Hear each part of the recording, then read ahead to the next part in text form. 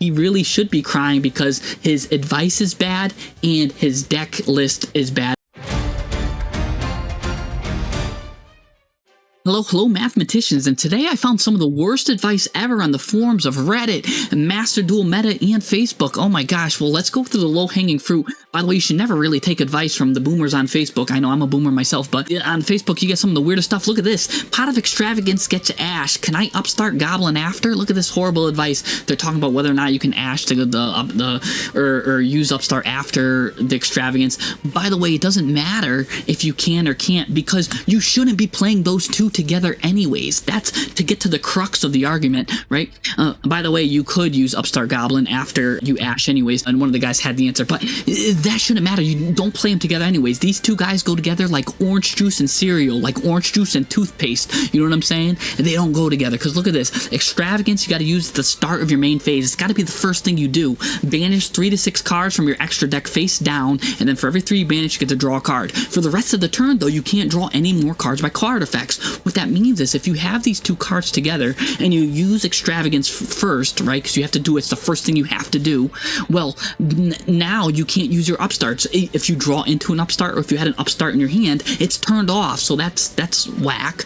And let's say now you don't have Extravagance in your hand, but you use Upstart Goblin, and then you draw into a Pot of Extravagance. Well, now you can't use Pot of Extravagance because it's not the start of the main phase 1. So it's oil and vinegar, you know what I'm saying? It doesn't go together at all. It's like, oh my gosh, it's like going to a carnival when you're like 55 years old riding on the rides. Like, no, it doesn't go together like that. Just by yourself, like, it looks kind of weird. So yeah, don't do that. Anyways, what's something that else is interesting here with Pot of Extravagance is I saw this guy doing something weird. This guy reached duel level max. So this guy, you know, should know what he's doing here. He reached the max, duel level max on the 16th, Red the Weeb. Well, so the first thing I noticed here is this deck is really interesting. Why are you playing so many vanillas here?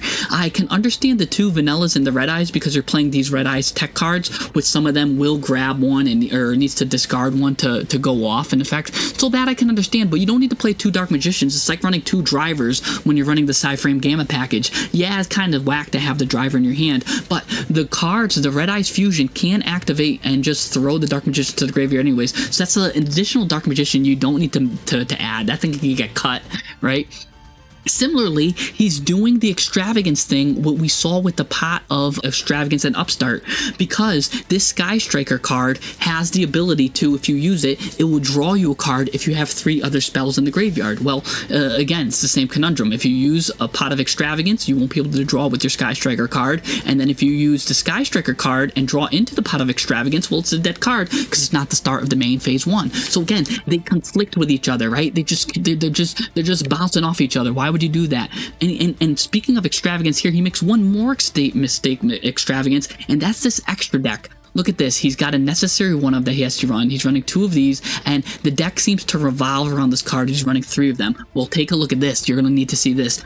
Pot of Extravagance here. This is the odds to banish the extra deck monsters from your deck with the Pot of Extravagance. Here, let's just remove that so we can see here. You could see here, you could choose to either banish 3 or 6. 99% of the time, you're always going to want to banish 6, unless you're like running out of extra deck space. Then you're only going to banish 3. You can go 1 for 1, but you always want to go with the +1, so you do that. So this guy's deck here has a 40% chance to banish his one-ofs. That means his necessary Predaplant Anaconda, remember this whole deck revolved around Dragoon, he needed to get 2 monsters on the field so he can go into Predaplant Anaconda so he can banish that Red Eyes Fusion. He's got a 40% chance that he banishes it because it's at 1, so that's deadly, and also his Typhoon is a 1 of there too. His 2 ofs that he's running of, his Kagaris, remember he was one of those Striker engines, he's got about a 14% chance to banish those, so that's deadly too. He's going to banish all of his copies. You're running it at 2, you have a 14% chance to banish your 2 copies when you choose to banish 6. And then, not really much to worry about, but it's still going to happen about 4.4% of the time. You're going to banish all 3 copies of your Red Eyes Dark Dragoon, and that's deadly because if you choose to banish 6, what that means, out of 100 times you do that Pot of Extravagance, you're pretty much auto lost in 4 of your games, because that's what this guy's whole deck revolve around. And he still got it to Duel Links Max, but you know, it just goes to show that this is a pretty powerful card if you can get it out. But remember, this guy's got a lot of work to do to make his deck better. So real quick, some extra ticks right there, right here is don't extrav your necessary one-ofs, right? If there's a necessary one-of, I don't recommend using extrav. 40% risk is too high, and it's not really worth banishing 3. Always choose 6 unless you really have to. And then don't play other draw cards. This should go without explanation. Now, here's a really interesting toxic deck, right? You know, like their Crush Card Virus. It's these stun guys that do these deadly things. Anyways, look at this guy. This guy reached Master 1 on March 16th. Cry Havoc's his name. Well, he really should be crying because his advice is bad and his deck list is bad. It actually could be a lot better. Let's take a look at what is wrong with it. The first thing that I see here with the deck list, right, and I'm going to show it right here, is he's playing Time Tearing Morganite and he's playing some hand traps, right? I saw a shifter there, some other stuff. So what's interesting is, right, if he's, let's say he goes first and he plays Time Tearing Morganite, if he had Max C in his hand, he can't use it the following turn because for the rest of the duel, you cannot activate monster effects in the hand. So he would have to just Max C turn 1 and then use his Time Tearing Morganite. So that's kind of weird. So they kind of conflict here. It does kind of work the other way around at least. Well, maybe not even, because let's say he gets to go second, right? And he uses Max C and then draws into a Time Tearing Morganite. That's kind of a dead card going second because you really want that to be a board breaker or you really want that to be a hand trap or something that could help you. So just being a Time Tearing Morganite is kind of a dead card in that scenario, so a waste of a card. So that's an interesting confliction there. His hand traps are dead.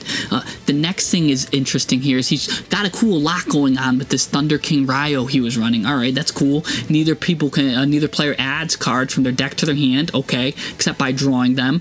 And if your opponent would special summon one monster, you could send this card to the graveyard, negate the special summon. That's pretty cool, except for the fact that he won't be able to send it to the graveyard if he uses any of these cards. Right? If any of these cards are face up on the field, now all he has is the lock effect going on, and he can't do the second effect to stop the special summon. So these cards, he's blocking his own cards. Again, it's conflicting. Why are you doing that? That's not good.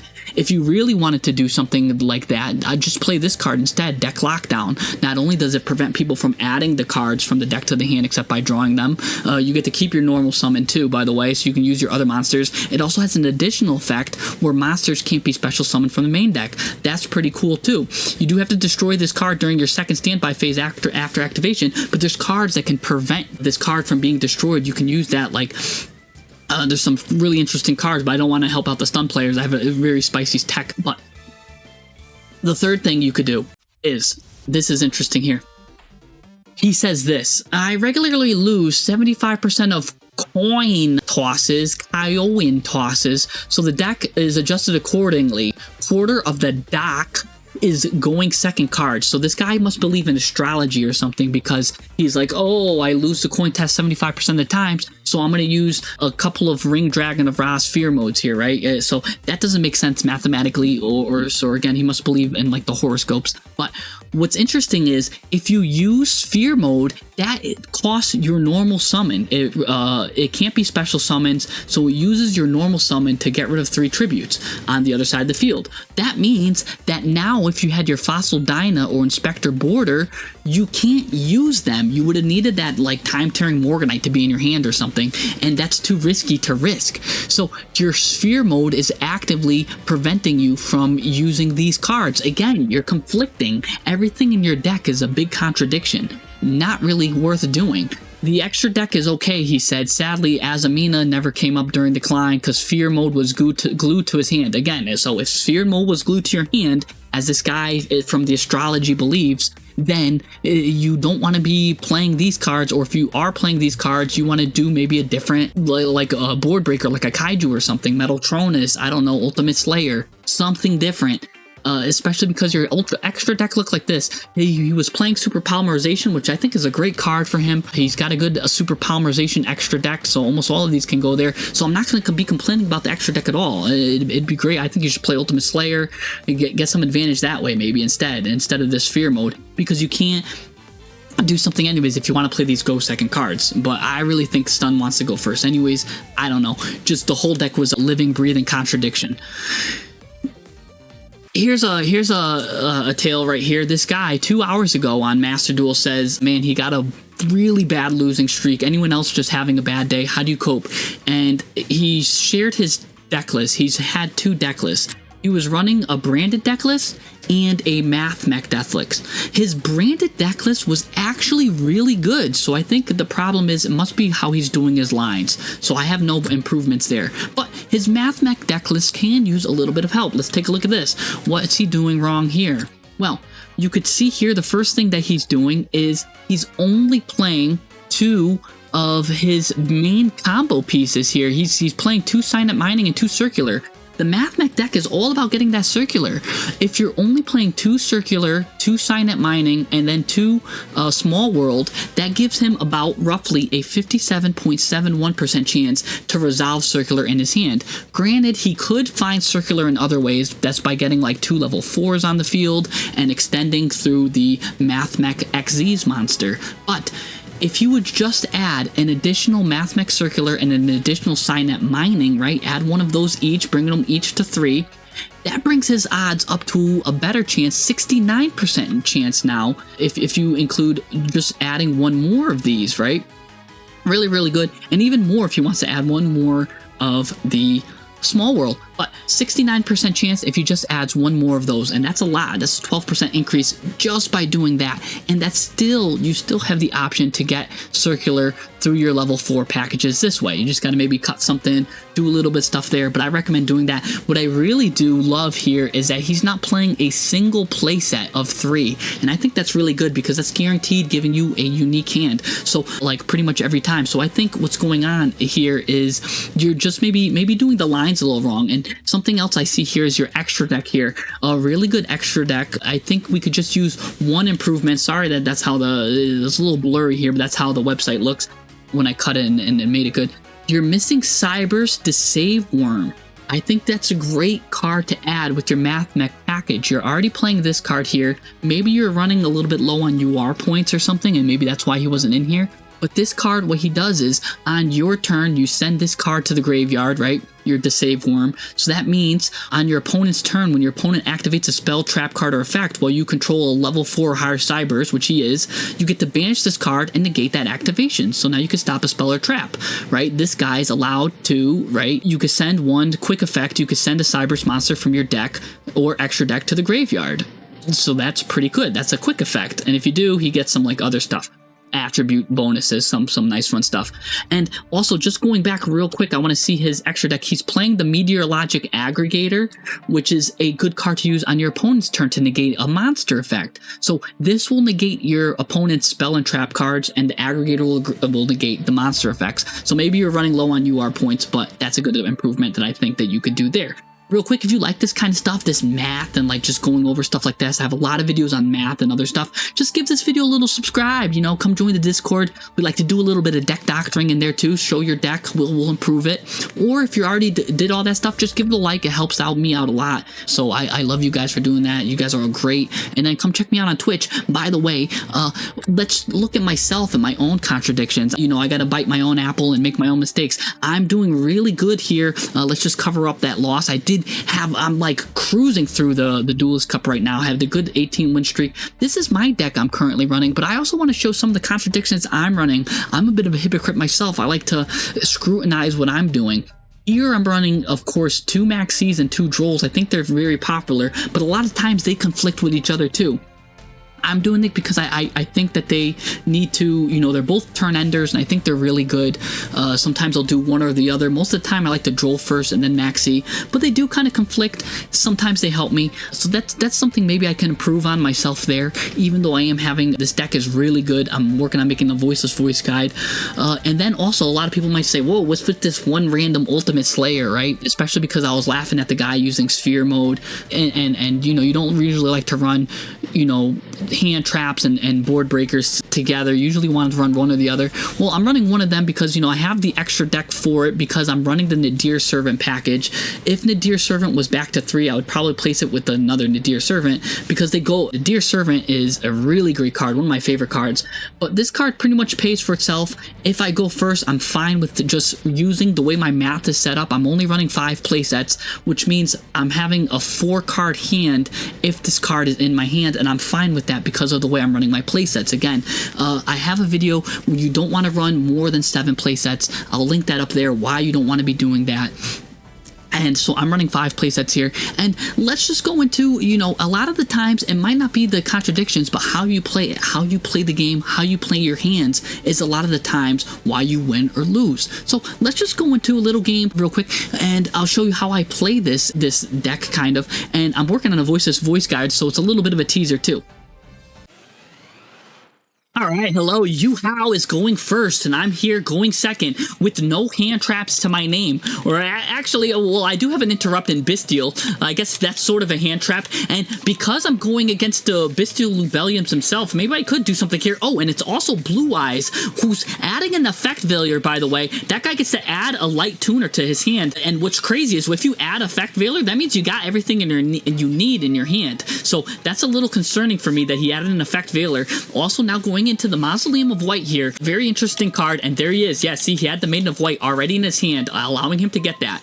Now he's sending the Blue Eyes to the graveyard, and now this is going to let him to special summon the Blue Eyes to the field. A nice little animation there from Kaiba. But here we go. Now here's where I can use my Bystial to do a little effect of my own here. I get to special summon it and banish that Maiden of White, preventing her from summoning, because these new Blue Eyes cards really like to go into that Synchro 9, and stopping them from going into the Spirit of 9 is really good. I can't add a card here. Bystial also lets me add a card, but I can't because now he's going to Ash Blossom me. And hopefully I end his turn here, but no, he's also got a Bystial Magnamut going too, so he's got a couple of plays. He's going to go get rid of that. That's going to go into the Bystial Lubellion. This is going to be a problem here because he gets to get a branded card. Branded Regain. Real quick, this card is one of, you can put in so much work in especially a grind game, a grind deck. This will really give you the grind, you know what I'm saying? This guy is at the club right now. He's starting to grind, and that's not good for me. He also gets to set a Majesty of the White, which is going to pop some cards, and now he's going to go into some kind of Link monster here. He's going to go into the Hieratic Seals of the Heavenly Spheres. Okay, that's kind of deadly too. Another form of interrupt. Here's a Bystial Baldrake, which actually hurts me because I'm a ritual summon deck. This also can interrupt my ritual summons. When I do a ritual summon, he'll get to tribute a light or dark monster in the field, target one of my ritual monsters that I special summoned, and banish it. So that's a little annoying too. So getting that out in the field is deadly. And here he goes. Look at that. The Branded Regain already just grinded now for 1 card. You know what I'm saying? So he went +1 right there. So he found something right there to dance with on the dance floor. Grinding once. And maybe that card also drew him into an Ash Blossom. See? So already he's getting his value with the pre-prep, because stopping my pre-prep, which I drew off the top, which is a nice top deck. But luckily for me, I do have a Saphira that can add a card here. I will add my ritual, my big bad ritual guy right here, the Skull Guardian. And now, using the Saphira in the graveyard, I can also use Lois to full tribute to be able to go into the Skull Guardian. Look at that animation. Maybe it's like tic-tac-toe. I'm giving you the X. You know what I'm saying? Anyways, or have you guys ever watched wrestling where it was like Degeneration X and they'd all be like, yeah. Anyways, Branded Regain is going off again, doing a double chain link. One of the chains allows him to special summon a Bystial from the graveyard to the field, and another again allows him, because I moved one of my guys into the banish zone, he gets to draw another card. So again, now he's went +2 off of the Branded Regain. Look how much advantage he's getting off of that. He's really grinding. He's on the dance floor. Get someone getting him off. Shorty is fire burning on the dance floor, and he's getting rid of a lot of my cards, and that's very frustrating to me. All right, I do get the special summon here. I will add this Serarvis to my hand, and people might be like, why would you add a Serarvis, Jesse? That's not really the best card to add off of all of the cards I could have. But anyways, I'm going to get low, go into the Chain Link 3. Because he did banish my card with the Bystial, this will allow me to special summon a ritual monster of my own, so that's pretty cool there. And Low will activate, his Bestial will activate. We're in a chain link for Dick Cheney here. Oh my gosh. And then I almost forgot about the effect veiler. No, I didn't. That was the reason why I added the Serarvis. If something is targeted, I get to de-target the targeting or whatever, give me some protection there. So at chain link 6, baby, we're at a barbecue and I got a bunch of links, you know what I'm saying, a bunch of chain links. Anybody want some hot dogs? Anyways, here's a hot tip for you. I get to get my Skull Guardian back, baby. D-Generation X. That's an old one for you. I hope you guys watch wrestling. If not, well, it's just a guy giving an X. Maybe tic-tac-toe would be better because there's a lot of X's and O's. And here's O's. I get a guy with protection out. He gets a guy with protection out. Blue Eyes Jet Dragon, one of the best guys for protection that the Blue Eyes player can get. He's going to now pop a card. I'm going to stop the popping, but he's going to pop the pop that I tried to stop popping. Oh my gosh. There's so much popping going on. Oh my gosh. The Weasel is getting so happy. You know what I'm saying? Pop goes the Weasel. Anyways, pop, pop, pop. It's like we're making popcorn. That's how many pops are going off. Anyways, here comes another pop, pop, pop, hop on pop. You know what I'm saying? Dr. Seuss is getting jealous here with all the hopping on popping we're going. Boppy, we're going to add a Low Prayers of the Voices voice back, and because we're adding Low of the Prayers of the Voices voice back, we're going to go into Salaman Great Almirage. Let's cool it off a little bit. You know what I'm saying? We're going a little hot. We only need Almirage for 2 things. 1, we want to send Almirage to the graveyard, and 2, it's a link monster, which means if we go into SP Little Knight, we can get rid of the protections because his board is just growing and growing. His thing was like Jack and the Beanstalk, the stalk that kept growing. He's just getting more and more monsters on the field, and I'm getting less and less monsters on my field. So let's use SP Little Knight to get rid of the protection card. That's very important. Now let's start using our little Blessing. Blessing's the same thing as our Branded Regain. He gets a lot of advantage with his Branded Regain. We get a lot of advantage with our Blessing. You know what I'm saying? Living on a prayer like Bon Jovi. Anyways, now I get to use Dogmatica Maximus because remember, that Almirage had a really good purpose, and that purpose was to get banished. So now I can activate my Dogmatica Maximus. Maximus lets me send 2 monsters from my extra deck to the graveyard, and of course my extra deck is set up to get pure advantage, while his extra deck is set up to get pure trash. So I'm going to use Herald of the Arclight, combo it with my Entis. Entis is going to pop the True Light, baby. And that's why I want to get rid of that thing, because when True Light gets popped, everything gets popping. We're popping off, baby. And let's get another protection card here. A lot of protections and stuff going on. I wiped the board, and now it's time for my grind to go, baby. Now I'm in the club. He didn't have enough money. He got kicked out by the bouncer. Now I'm in the club. Too bad I don't really have much of a field here. He does get to add a card with his Bestial card, so that's very interesting. We're having a bit of a slobber knocker here, going back and forth, trading punches, blow for blow. He's really blowing me right now with all of his cards going off. Now, what's this? I get to use my Blessing of the Voiceless Voice here because he special summoned a monster. This allows me again to once again ritual summon. So now here comes remember, his grind card is the Branded Regain, which he just used, by the way, and I get to, my grind card is the Voiceless Voice card. So now we're both grinding in the club together, but we're not grinding with each other, because that'd be kind of weird. But what we are doing is grinding, and I get to add this card for future follow-up. You know what I'm saying? I do like to follow up, and this will give me protection. Now I'm back, and now I'm protected again. You know what I'm getting? I got my protection, and he's got his Bestial, was going to add him a card at the end of the turn, and I got a card here that's going to give me a card on the field. This card on the field I'm going to get is Radiance of the Voiceless Voice. This lets me pop a card, or I can special summon a Voiceless Voice monster. Usually I like to send the special summon the effect Veiler Serarvis. Here he goes. He's going to target my card with that Druid Swarm to get rid of my special summon cards. So I'm going to get rid of 2 of my cards that I kind of want protected, because I think I got enough here, and I think I got enough to survive. Maybe that was a little bit greedy on my part. Maybe I should have got rid of the branded, the Bestial card over there, because he does go into Chaos Angel. Chaos Angel, when that card is special summoned, you could target a card on the field and banish it. So the card that he's going to target to banish is my Radiance of the Voiceless Voice, and here he goes. He's starting a Chain Link too. I have to use this card now. I'll destroy that card there, because I believe this card is protected, or something's wrong with it. Oh, it actually wasn't protected.